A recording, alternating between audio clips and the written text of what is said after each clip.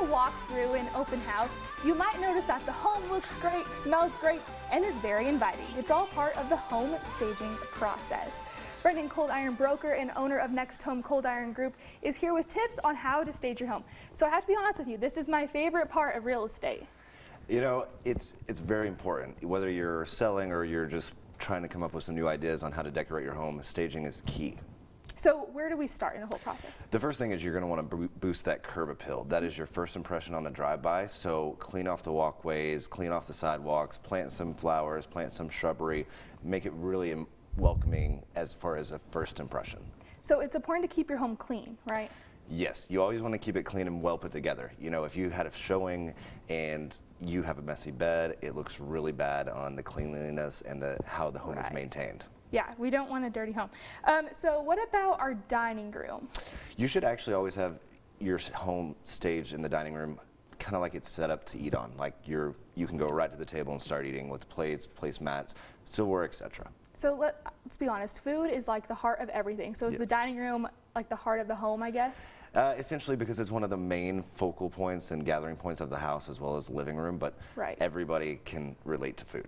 Okay, so what about our floors? You always want to make sure that your floors are clean. If you have carpet and you have pets or anything like that, make sure they're steam clean prior to listing, or do it on a regular basis just for maintenance. If they're wood, make sure they're scratch free. So what's something you see? Do you see a lot of carpet or do you see a lot of wood? It actually varies. It varies on neighborhoods. I've seen houses with all tile before, so it can just vary on the neighborhood and the style. So let's talk about paints, because I know, if you walk into a home and it's like a bright pink bedroom, that might not be good, right? No, you want to keep it neutral, unless you plan on living in the house forever, because it is a pain to paint over pink, any type of color like that. So keep it neutral. Tans, grays are really in right now with the white trim. More modern industrial is the trend we're seeing right now. Okay, and what about lighting?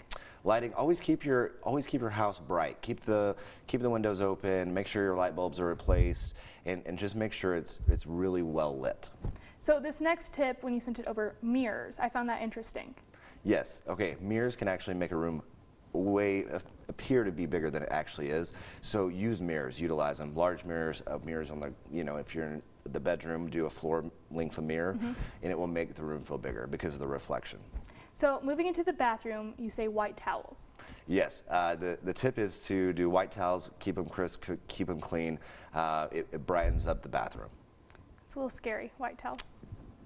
That's what bleach is for. That's what bleach is for. So what about those other spaces in our home, like the utility room? Always keep that organized and well put together, because if a buyer comes in and sees a large utility room and it's messy and dingy and dirty, they're just going to think that the people that live there are not well maintained people.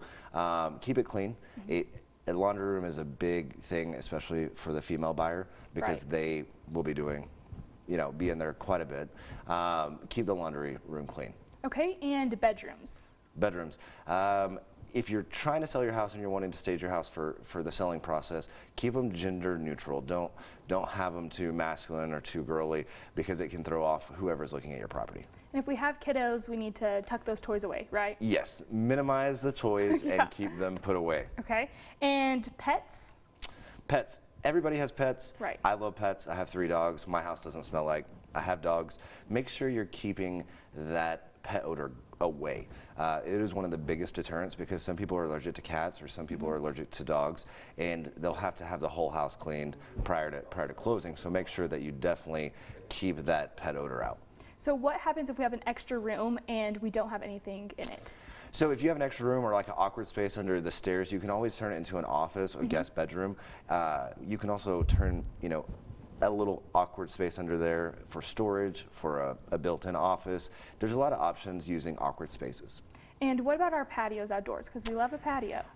We are in Texas. I love being outside, except when it's about 120. Right. I'd rather be inside, but make it inviting. Add some plants, add some shrubbery, some flowers, have an outdoor dining set or a nice, sectional type furniture, and have it ready set up for people to basically entertain on. Okay, great. Now, if we need to get a hold of you, how? Yes, if you have any questions, give us a call at 806-410-1361. Okay, well, this was great. This is very exciting. I learned some tips. I know. I'm glad I could come back. Home. Okay, Brendan, thank you. Yes. All right, everybody, coming up on the show today, Window on a Wider World.